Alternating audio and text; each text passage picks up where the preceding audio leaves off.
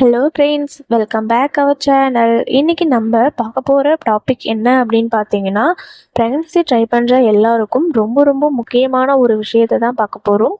குறிப்பாக ஓவுலேஷனுக்கு அப்புறமா நம்ம சாப்பிடக்கூடிய சில உணவுகள் நமக்கே தெரியாமல் இம்ப்ளான்டேஷன் ப்ராசஸை டிஸ்டர்ப் பண்ணக்கூடியதாக இருக்கும். அதாவது கரு உருவாவதற்கும் கர்ப்பப்பையில் நல்லா பதியறதற்கும் சில உணவுகள் தடையாக இருக்க வாய்ப்புகள் இருக்குது.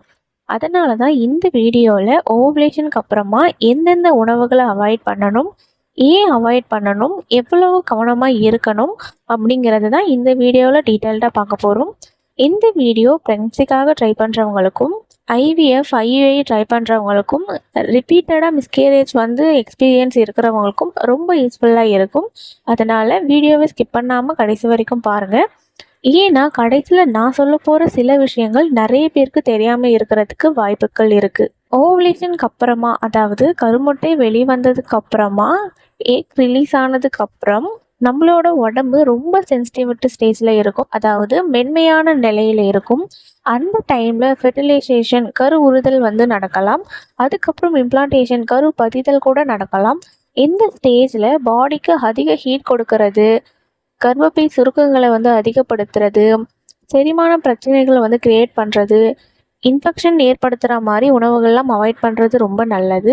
என்னென்ன உணவுகள் அப்படிங்கிறது தான் இந்த வீடியோவில் டீட்டெயில்டாக பார்க்க போகிறோம். அதில் முதலாவதாக இருக்கக்கூடிய ஃபுட் என்ன அப்படின்னு பார்த்தீங்கன்னா, கற்றாழை ஆலோவேரா ஜெல் தான். இப்போது சோசியல் மீடியாவும் இருந்தாலும் சரி, வீட்லேயும் சரி, கற்றாழை குடித்தா உடம்புக்கு குளிர்ச்சியாகும், ஃபெர்டிலிட்டி நீங்கி குழந்தை பாக்கியம் அதிகரிக்கும், கருத்தரிக்க உதவும் அப்படின்னு சொல்லிட்டு நிறைய பேர் சொல்லுவாங்க. அது சிலருக்கு யூஸ்ஃபுல்லாக இருக்கலாம். ஆனால் எப்போ எடுக்கிறோம் அப்படிங்கிற டைமிங் தான் ரொம்ப முக்கியம். கற்றாழை எந்த டைமிங்கில் எடுக்கிறோம் அப்படிங்கிறது தான் ரொம்பவே இம்பார்ட்டன்ட்.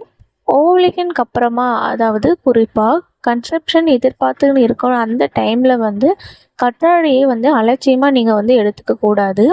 ஏன்னா அதில் இருக்கக்கூடிய சில வேதிப்பொருட்கள் கர்ப்பப்பை சுருக்கங்களை தூண்டக்கூடியதாக இருக்கும். இயற்கையாகவே அதுக்கு அந்த தன்மை இருக்குது அப்படின்னு சொல்கிறாங்க. அதனால் இம்ப்ளான்டேஷன் ஸ்டேஜில் கரு பதிகிற டைமில் அது சேஃபாக, அது பாதுகாப்பாக இல்லாமல் இருக்கக்கூடிய சான்சஸ் இருக்குது. அதனால் நீங்கள் ஆலோவேரா எடுத்துக்கணும் அப்படின்னு நினச்சிங்கன்னா ப்ராப்பர் கைட்னஸில், அதாவது சித்தா மருத்துவர், ஆயுர்வேத மருத்துவர் அல்லது ஃபெர்டிலிட்டி ஸ்பெஷலிஸ்ட் அவங்களுடைய வழிகாட்டுதல் இல்லாமல் நீங்கள் தொடர்ந்து அதை குடிக்கக்கூடாது. முக்கியமாக ஓவுலேஷனுக்கு அப்புறமா இந்த மந்த்துக்கு நமக்கு ப்ரெக்னன்சி கன்ஃபார்ம் ஆகிடும் அப்படின்னு எதிர்பார்க்குறீங்க அப்படின்னா ஆலோவேரா, அதாவது கற்றாழையை அவாய்ட் பண்ணுறது ரொம்பவே சேஃபான ஒன்று. அதே மாதிரி ப்ரெக்னன்சி கன்ஃபார்ம் ஆகிடுச்சு அப்படின்னா முதல் 3 மாதங்களும் நீங்கள் தேவையில்லாமல் எடுத்துக்காதீங்க. அடுத்ததாக என்ன அப்படின்னு பார்த்தீங்கன்னா பேரீச்சப்பழம், அதாவது டேட்ஸ் தான். இதை கேட்டு நிறைய பேருக்கு ஆச்சரியமாக இருக்கும். பேரீச்சப்பழம் ஆரோக்கியமானது தானே அப்படின்னு. ஆனால் இது ஆரோக்கியமானது தான். இதில் இரும்பு சத்து இருக்குது, உடம்புக்கு எனர்ஜி கொடுக்கும், ஃபெர்டிலிக்கும் அதாவது கரு உறுதலுக்கும் ஹெல்ப் பண்ணும். ஆனால் எந்த ஸ்டேஜில் எடுத்துக்கிறோம் அப்படிங்கிறது தான் ரொம்ப முக்கியம். ஓவுலேஷனுக்கு முன்னாடி, குறிப்பாக மாதவிடாய் சுழற்சியில் 7வது நாளில் இருந்து 14வது நாள் வரை நீங்கள் பேரீச்சப்பழம் எடுத்துக்கலாம். சிலர் தேங்காய் பால் கூட மிக்ஸ் பண்ணி அதை குடிப்பாங்க. அது எக் குவாலிட்டிக்கும், அதாவது கருமுட்டை தரத்திற்கும், ஃபாலிக்கல் க்ரோத்துக்கும், கருமுட்டை பை வளர்ச்சிக்கும் ஹெல்ப் பண்ணும். ஆனால் ஓவுலேஷனுக்கு அப்புறமா குறிப்பாக அதிகமாக நீங்கள் டேட்ஸ் எடுக்கிறத அவாய்ட் பண்ணிக்கோங்க.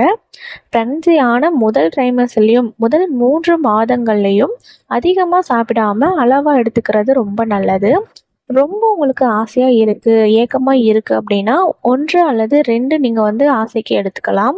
ஆனால் அதிகமாக சாப்பிடுவதை அவாய்ட் பண்ணிக்கிறது ரொம்ப நல்லது. அடுத்ததாக இருக்கக்கூடியது என்ன அப்படின்னு பார்த்தீங்கன்னா முளைக்கட்டிய பயிர்கள். இது ஆரோக்கியம் இல்லை அப்படின்னு நான் சொல்ல வரல, ரொம்ப ஆரோக்கியமானது தான். இதில் புரோட்டீன், புரத சக்தி இருக்குது, விட்டமின்ஸ் இருக்குது. ஆனால் இதை பச்சையாக சாப்பிட்றது தான் பிரச்சனை. நிறைய பேர் டயட்னு சொல்லி பச்சையாக முளைக்கட்டினதை சாலிட் மாதிரி சாப்பிட்றாங்க. ஓவுலேஷனுக்கு அப்புறமா ப்ரெக்னன்சி ட்ரை பண்ணுற அந்த டைமில் அதை அவாய்ட் பண்ணுங்கள். ஏன்னா பச்சையாக சாப்பிடும்போது அதில் பாக்டீரியா வளர்ச்சி இருக்கக்கூடிய சான்சஸ் அதிகமாக இருக்குது.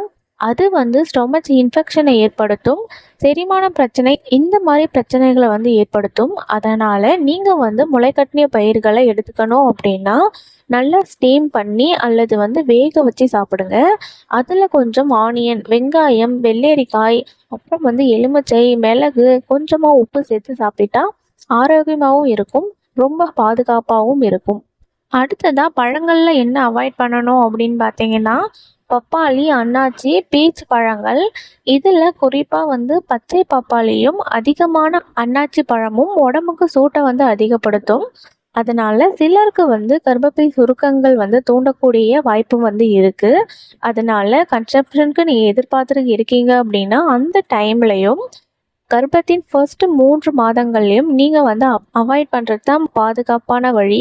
நிறைய பேர் ஒரு துண்டு சாப்பிட்டா என்ன ஆகும் அப்படின்னு கேட்பாங்க. சாதாரணமாக சின்ன குவான்டிட்டியில் வந்து பெரிய ப்ராப்ளம் வந்து வராது. ஆனால் ஆல்ரெடி உங்களுக்கு வந்து இம்ப்ளான்டேஷன் இஷ்யூ, அதாவது கரு பதிதல்ல பிரச்சனைகள் இருக்குது, ஸ்பாட்டிங் வரும், ரத்த கசிவு வந்து ஏற்படும், மிஸ்கேரேஜ் ஆயிருக்கு அப்படின்னா இந்த மாதிரி இருந்துச்சு அப்படின்னா நீங்கள் வந்து தேவையில்லாத ரிஸ்க் எடுக்க வேணாம்ல. அதனால் அவாய்ட் பண்ணிக்கிறது ரொம்ப நல்லது. அடுத்ததாக இருக்கக்கூடியது நான்வெஜ். சிக்கனாக இருந்தாலும் சரி, மீனாக இருந்தாலும் சரி, முட்டையாக இருந்தாலும் சரி, இதெல்லாம் வந்து ஹாஃப் பாயில்டு, அதாவது பாதி வேக வச்சு இல்லை பாதி சமைத்த மாதிரி வந்து சாப்பிடாதீங்க. நல்லா வேக வச்சு தான் வந்து சாப்பிடணும். குறிப்பாக வந்து மீன் எடுத்துக்கிறப்ப நீங்கள் வந்து ரொம்ப கவனமாக இருங்க. புதுசாக இருக்கணும், ப்ராப்பராக வந்து குக் பண்ணியிருக்கணும். பாதி வெந்தது இந்த மாதிரி வந்து இருக்கக்கூடாது. இதை வந்து நீங்கள் ரொம்ப இம்பார்ட்டன்ட் கொடுக்கணும் இந்த விஷயத்தில். அது இல்லாமல் ப்ரெசர்வ்ட் மீட்ஸ், அதுக்கப்புறம் வந்து பதப்படுத்தப்பட்ட உணவுகள், அதாவது ப்ராசஸ்டு ஃபுட்ஸ், இதெல்லாம் வந்து அவாய்ட் பண்ணுங்கள். அடுத்ததாக இருக்கக்கூடியது ரொம்ப முக்கியமானது. அது என்ன அப்படின்னு பார்த்தீங்கன்னா காஃபி தான்.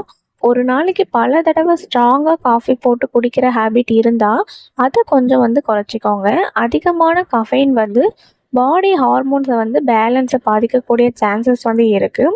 அதனால் காஃபி, எனர்ஜி ட்ரிங்க்ஸ், அதிக டீ, கோலா இந்த மாதிரி கஃபைன் அதிகமுள்ள ட்ரிங்க்ஸை வந்து அவாய்ட் பண்ணுறது ரொம்ப நல்லது. அதே மாதிரி ஜங்க் ஃபுட்ஸும், pizza, burger, chips, packet snacks, bakery items, அதிக ஆயில் ஃபுட்ஸ் இதெல்லாம் வந்து இன்ஃப்ளமேஷனை வந்து அதிகப்படுத்தும், பாடிக்கு தேவையான சத்துக்கள் வந்து கொடுக்காது. அதனால் இம்ப்ளான்டேஷனுக்கும் கரு பதிதலுக்கும் ஓவரால் ஃபெர்டிலிட்டி ஹெல்த்துக்கும் வந்து நல்லதல்ல. அடுத்ததாக நிறைய பேருக்கு தெரியாத ஒரு விஷயம் என்ன அப்படின்னு பார்த்தீங்கன்னா வெல்லமும் வந்து இஞ்சியும். இப்போது மாதவிடாய் சீராக ஆகணும் அப்படின்னு நிறைய பேர் வந்து இஞ்சி டீ, வெல்லம் சேர்த்து குடிப்பாங்க.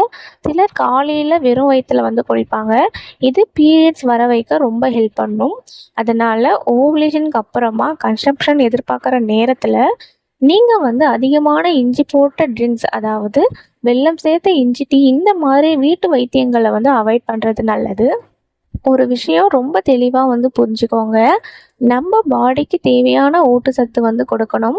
ஆனால் அதே நேரத்தில் தேவையில்லாத வெப்பம், அது இல்லாமல் கர்ப்பப்பை சுருக்கங்கள், இன்ஃபெக்ஷன், ஹார்மோனல் இம்பேலன்ஸ் இந்த மாதிரி ஏற்படுத்தக்கூடிய விஷயங்களை அவாய்ட் பண்ணணும். அதுதான் முக்கியம். ப்ரெக்னன்சி ட்ரை பண்ணுற ஜேர்னியில் சின்ன சின்ன மாற்றங்கள் கூட பெரிய டிஃப்ரென்ஸை வந்து க்ரியேட் பண்ணும். அதனால் ஸ்ட்ரெஸ் ஆகாமல், பேனிக்காக, அதாவது பயமோ பதட்டமோ ஆகாமல் பாடியை வந்து அமைதியாகவும் ஹெல்த்தாகவும் வந்து வச்சுக்கோங்க. நல்ல ஸ்லீப், நல்ல ஹைட்ரேஷனாக வந்து வச்சுக்கோங்க. பாடியை ஹெல்த்தியாக வந்து இருங்க. ஹோம்மேட் ஃபுட்ஸை வந்து தயாரித்து சாப்பிட்றது தான் ரொம்ப முக்கியம். இந்த வீடியோவில் நான் சொன்ன சில விஷயங்களை நீங்கள் ஃபாலோ பண்ணுங்கள், சில விஷயங்களை ஃபாலோ பண்ணாதீங்க. உங்களுக்கு தெரிஞ்சிருந்துச்சுன்னா உங்களுக்கு தெரியாதவங்களுக்கு ஷேர் பண்ணுங்கள். உங்களுக்கு வேறு ஏதேனும் டவுட் இருந்தால் அதை கமெண்ட் செக்ஷனில் கேளுங்க, கண்டிப்பாக நான் ரிப்ளை தருவேன். இந்த வீடியோ உங்களுக்கு பயனுள்ளதாக இருந்திருக்கும் நம்புகிறேன். இந்த வீடியோ பயனுள்ளதாக இருந்துச்சுன்னு நினச்சிங்கன்னா வீடியோக்கு ஒரு லைக் பண்ணுங்கள். இன்னும் ப்ரெக்னன்சி டிப்ஸ், ஓவுலேஷன் டிப்ஸ், அப்புறம் வந்து வெள்ளைப்படுதல் குறிப்புகள், வெள்ளைப்படுதல் ஏன் ஏற்படுது, இம்ப்ளான்டேஷன் கேரு, அப்புறம் வந்து இன்னும் இருக்கக்கூடிய எல்லா டவுட்ஸ்க்கும் நம்மளோட சேனல்லே நிறைய வீடியோஸ் இருக்குது. அதெல்லாம் போய் செக் பண்ணி பாருங்கள். கண்டிப்பாக உங்களுக்கு வந்து எல்லாமே புரியும். இந்த மாதிரி யூஸ்ஃபுல் கண்டென்ட்டுக்கு நம்மளோட சேனலை தொடர்ந்து ஃபாலோ பண்ணிக்கிட்டே இருங்க. சப்ஸ்கிரைப் பண்ணி பக்கத்தில் இருக்கிற பெல் ஐகானையும் கிளிக் பண்ணிக்கோங்க. இந்த வீடியோ பார்த்தமைக்காக அனைவருக்கும் மிக்க நன்றி.